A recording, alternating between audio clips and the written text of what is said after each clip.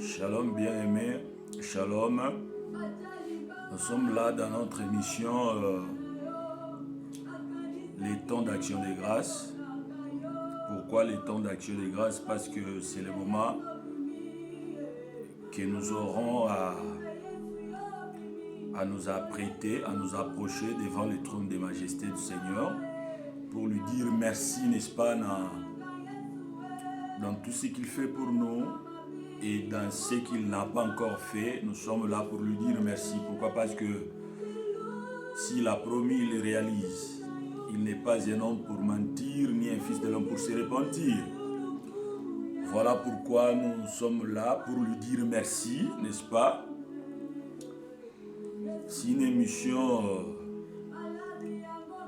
les temps d'action de grâce. C'est les temps que nous prenons pour dire à Dieu merci.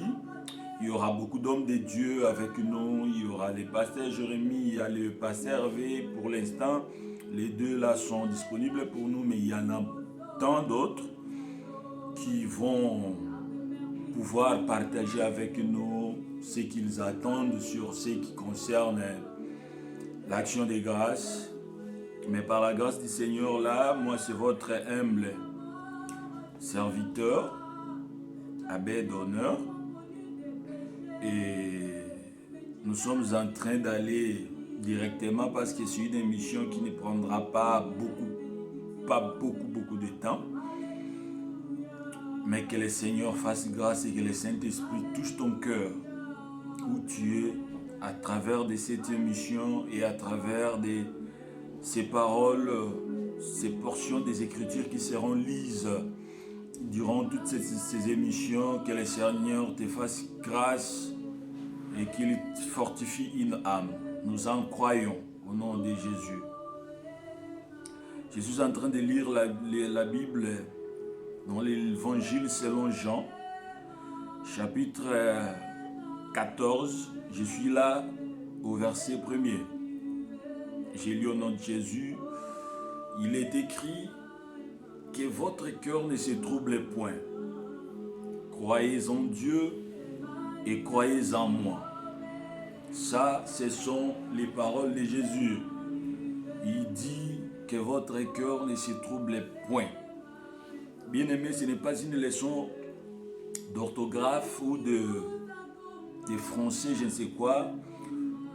C'est juste pour rappeler que quand sur une phrase, il y a ce qu'on dit point, c'est juste pour dire que votre cœur ne se trouble pas, parce qu'il y a beaucoup de pas, c'est comme si on dit point. Gloire au Seigneur. C'est-à-dire qu'il ne se trouble pas le matin, que votre cœur ne se trouble pas le midi, que votre cœur ne se trouble pas le soir. Pour ne pas faire beaucoup de pas, on a dit point. Bien-aimé, ça ce sont les paroles de Jésus, devant lesquelles il n'y a pas ombre de contestation. Nous pouvons contester des paroles de nos grands-parents, des paroles de nos aînés dans la foi, mais pas les paroles de Jésus, le créateur du ciel et de la terre. Il dit que ton cœur ne se trouble point. Nous savons que le monde est en train de passer des moments critiques sur ce qui concerne la santé. Le monde est en train de passer son moment le plus sombre. Les cœurs des enfants de Dieu sont troublés. Quand nous regardons la télé, il y a des chiffres extraordinaires qui sortent, des personnes infectées, des personnes malheureusement mortes.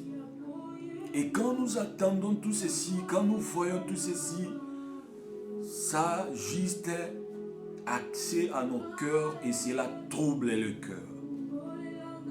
Il y a de ceux qui ont perdu des parents, il y a de ceux qui ont perdu des enfants, des maris et des femmes, ceux qui ont perdu leurs moyens économiques, qui passent des moments très difficiles en famille et c'est compliqué. Et quand on regarde de gauche à droite, il n'y a pas raison de dire que le cœur doit avoir de la paix ou du calme.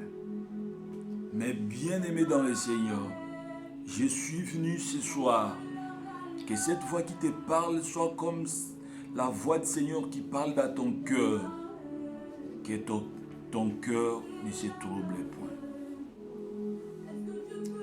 Que ton cœur ne se trouble point. Celui qui a dit cette parole, c'est le Créateur du ciel et de la terre. Celui qui a prononcé ces paroles, il est tout en tout et pour tout.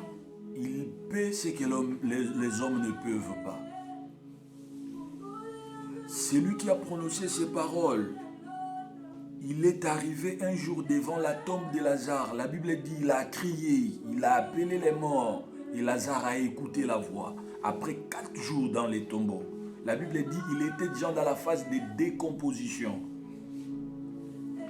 Celui qui a prononcé ces paroles, il a nourri des multitudes avec 5 pains et 2 poissons. Celui qui a prononcé ces paroles, c'est celui-là qui a marché sur les eaux. C'est celui-là qui a parlé à la tempête et à la pluie. Et elles se sont calmées. Il est capable de calmer ton cœur. Bien-aimé, rien n'est impossible à lui.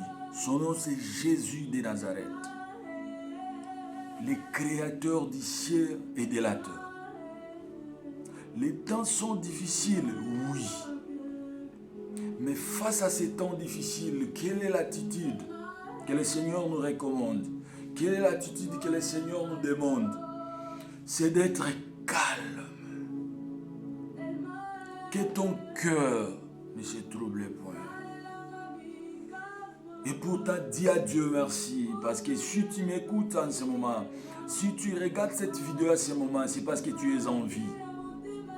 Je ne sais pas ce que tu as perdu durant toute cette période de pandémie. Mais tu as raison de dire à Dieu merci parce que tu as le souffle de vie. La Bible dit, là où il y a la vie, il y a de l'espérance. Si tu es encore en vie, tu peux tout récupérer. La vie vaut mieux que la nourriture. Et la Bible dit, le corps vaut mieux que le vêtement. Je ne sais pas la situation que tu es en train de traverser en ce moment, bien-aimé.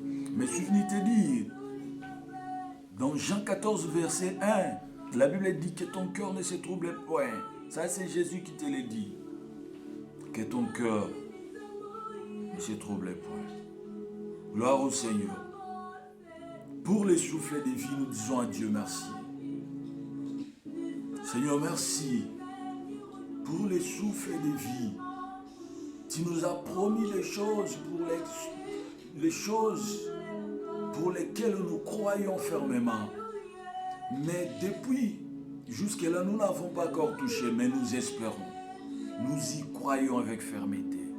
Parce que tu n'as jamais menti. La Bible dit, tu n'es pas un homme pour mentir, ni un fils de l'homme pour te repentir. Seigneur, ces instants, c'est juste pour te dire merci pour les souffles de vie. Pour te dire merci pour la paix. Pour te dire merci pour la tranquillité.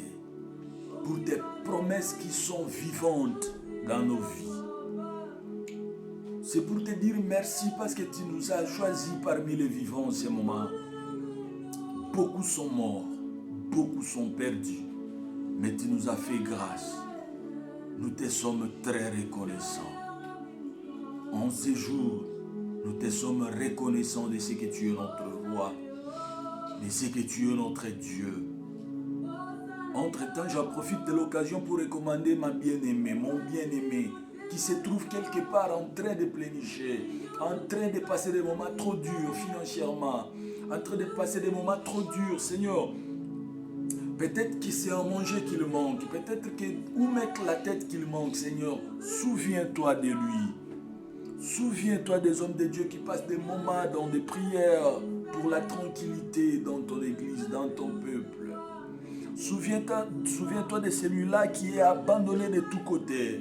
Celui-là qui n'a ni père ni mère à qui s'est confié. Et toi, tu as dit, tu es le père des orphelins, le mari des veuves. Souviens-toi d'eux, Seigneur. Nous avons infiniment besoin de toi. Nous avons besoin de toi, Jésus. Tu as dit que nos cœurs ne se troublent point. Seigneur, donne-nous de la force. Il y a un cœur brisé quelque part. Il y a une personne qui me suit en ce moment avec un cœur systématiquement brisé. Adonai, que son cœur ne se trouble point. Donne-lui la paix. Toi, tu donnes la paix que le monde ne peut pas donner. Toi, tu as dit, je vous donne la paix comme le monde ne peut la donner. C'est entre tes mains que nous sommes venus nous confier. C'est entre tes mains que nous sommes venus nous confier, Seigneur. Étends ta main, s'il te plaît. Étends ta main, Seigneur. Nous avons infiniment besoin de toi. Gloire à Jésus. Gloire au Seigneur.